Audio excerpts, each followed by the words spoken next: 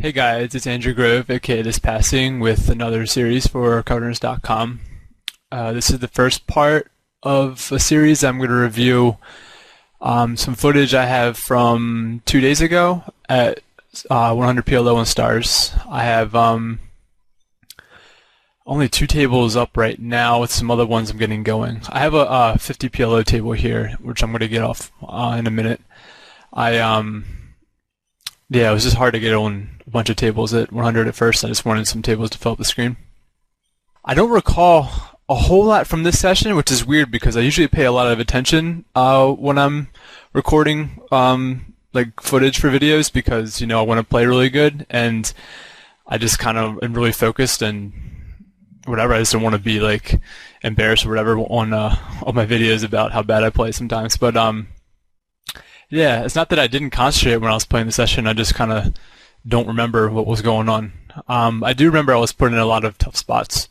Whether I just had a marginal hand or some players were really aggressive or whatever.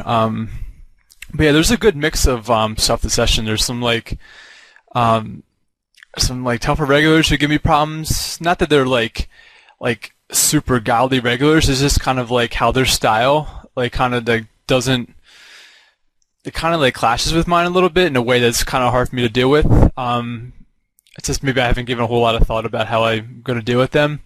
And I do remember a couple of spots that I'm talking specifically about that will come up later probably in the next video. I think this could be 3 parts. I have a ton of footage. If the first 2 parts are really interesting, then I can do a third. That's usually how it goes. But yeah, also another thing I'm focusing on this session these videos is it was brought to my attention by a friend of mine who said he filtered his database for by the number of players, so like his win rates for 2, 3, 4, 5, 6 players, and he noticed that he was losing a lot 2 and 3-handed, and I thought that was kind of strange because. For me, I would always thought that that's be the highest win rate for me because when I usually start tables, it's usually a recreational player sitting like you see on table. I guess we can call it 6 for now here. This guy's playing way too loose. These are 6 max stats usually, so like 88, 43, 18. That's just way too loose, and he's playing like really passive post flop and stuff. So, yeah, I was kind of intrigued. So I looked at my results for this year. 2 to 9-handed because I do play these full ring tables like you see here, table 5, and I think I've played full ring in my past videos. I definitely recommend it. It's just a cool change of pace, and the tables are often kind of soft, but not always.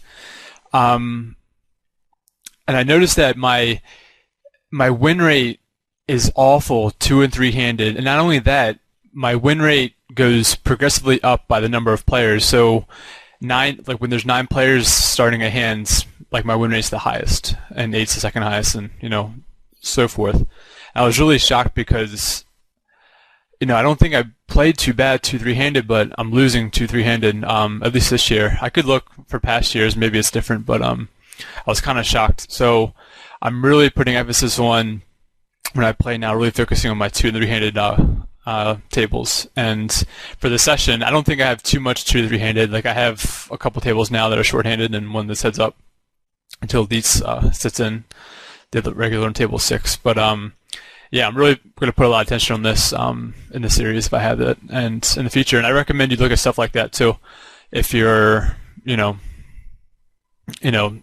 you want to look at how you can improve and what you need to improve on and where you're looking at money and stuff. I talked about filter stuff in the past that you can look at, but I never talked about number of players because it was just I never really paid attention to it. But yeah, well, I rambled for way longer than I usually do. I usually don't ramble at all. So let me start the footage. Go to call on table 6 here. I just looked at this on Per Poker Tools. This hand's in the top 12% of hands. Let me see. I changed it back to a spade. Sorry, I'm talking to myself. I know, versus a random hand, heads up, it's in the top 8%. But if it's suited to the ace, it's still 8%. I'm not sure if this is a 3-bet or not. I'm not a really big heads-up specialist. So, and I know you should three bet somewhere. I think between like 15 and 25%. Like I think that's reasonable heads up, but I'm not entirely sure. So I'm not sure if I should three bet this hand or not. I think I'm really fine with calling this. This is usually what I would do in six max. It was just like button versus big blind. But yeah, so I call it anyway.